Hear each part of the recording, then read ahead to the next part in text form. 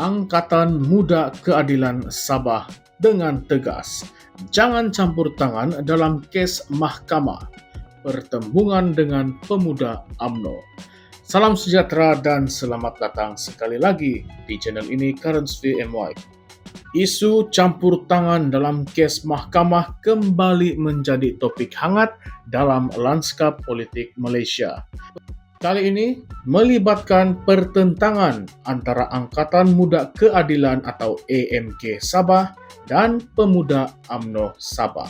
Kedua-dua sayap parti ini bertembung secara terbuka selepas Ketua Pemuda UMNO Sabah, Sufian Abdul Karim, membuat gesaan supaya kes-kes mahkamah yang difailkan ketika era pentadbiran Pakatan Harapan PH ditarik balik.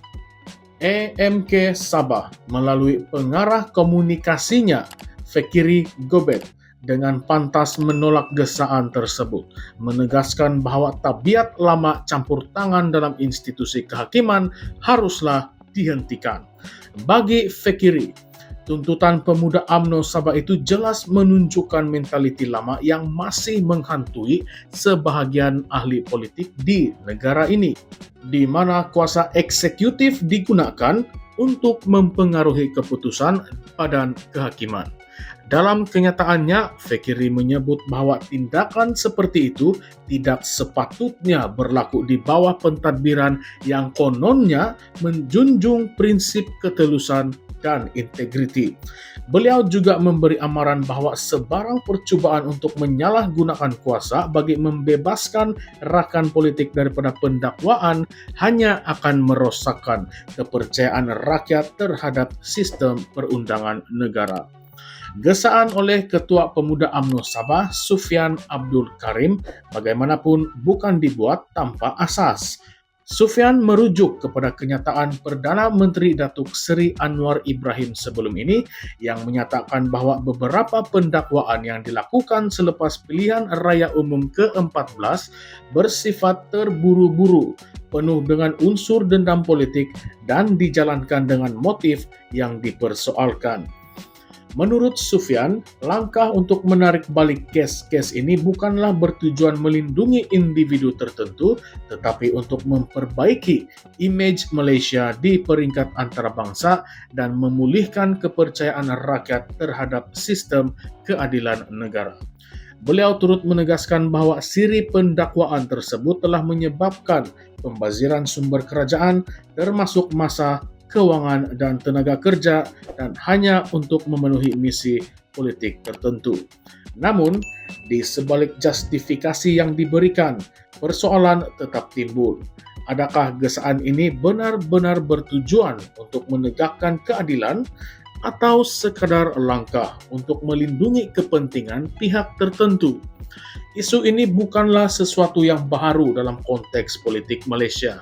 Sejak era reformasi 1998, kebebasan badan kehakiman sering menjadi topik perdebatan. Beberapa kes berprofil tinggi melibatkan ahli politik terkenal sering dilihat sebagai contoh bagaimana sistem keadilan boleh dimanipulasi untuk kepentingan politik. Dalam konteks Sabah, isu ini menjadi lebih kompleks kerana keadaan politik negeri itu sendiri yang sentiasa dinamik dan penuh dengan pergolakan. Pemimpin politik Sabah, tidak kira dari mana-mana parti, sering berdepan dengan tuduhan rasuah, salah guna kuasa dan skandal kewangan yang memerlukan perhatian serius daripada pihak berkuasa. Namun, persoalan yang lebih besar ialah sama ada badan kehakiman benar-benar bebas untuk menjalankan tugasnya tanpa campur tangan politik. Dalam isu ini, terdapat beberapa dimensi yang perlu diperhatikan.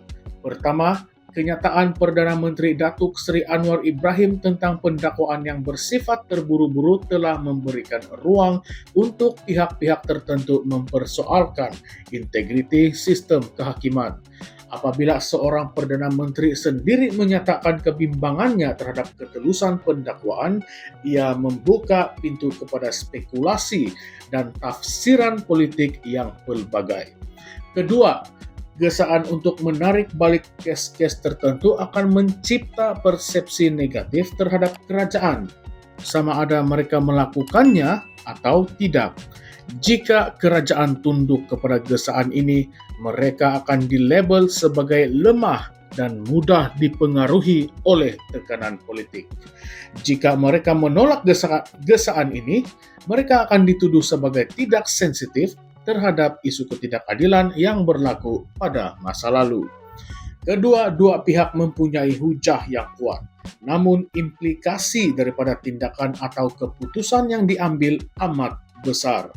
Jika kes-kes tersebut ditarik balik, ia mungkin dilihat sebagai satu pengkhianatan kepada prinsip keadilan dan usaha pembanterasan rasuah. Jika diteruskan, ia mungkin menambah ketegangan politik antara parti-parti dalam kerajaan perpaduan, termasuk di Sabah. Ini karena isu ini bukan saja melibatkan persoalan undang-undang, tetapi juga kepercayaan politik dan kesetiaan antara parti-parti dalam kerajaan campuran.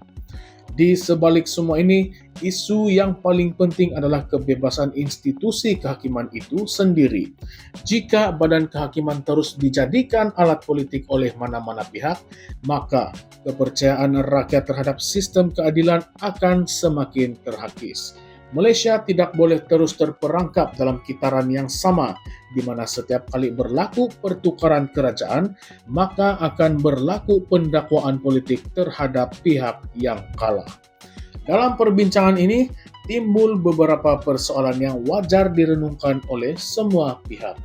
Adakah gesaan pemuda UMNO Sabah ini benar-benar bertujuan untuk menegakkan keadilan atau sekadar langkah strategik untuk melindungi kepentingan tertentu? Adakah kenyataan EMK Sabah ini menunjukkan komitmen tulen terhadap kebebasan badan kehakiman atau ia sekadar retorik politik untuk menjaga imej parti? Bagaimana pula dengan kes-kes berprofil tinggi yang masih berjalan di mahkamah? Adakah ia patut diteruskan sehingga selesai atau patut disemak semula untuk memastikan tiada elemen berat sebelah dalam pendakwaan? Isu ini jelas mencerminkan betapa sukarnya untuk mencapai keseimbangan antara kuasa politik dan kebebasan badan kehakiman.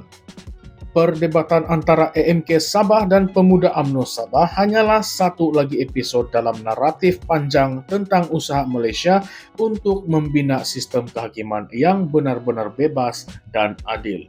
Oleh itu, apa pendapat Anda semua tentang isu ini? Siapakah yang berada di pihak yang benar?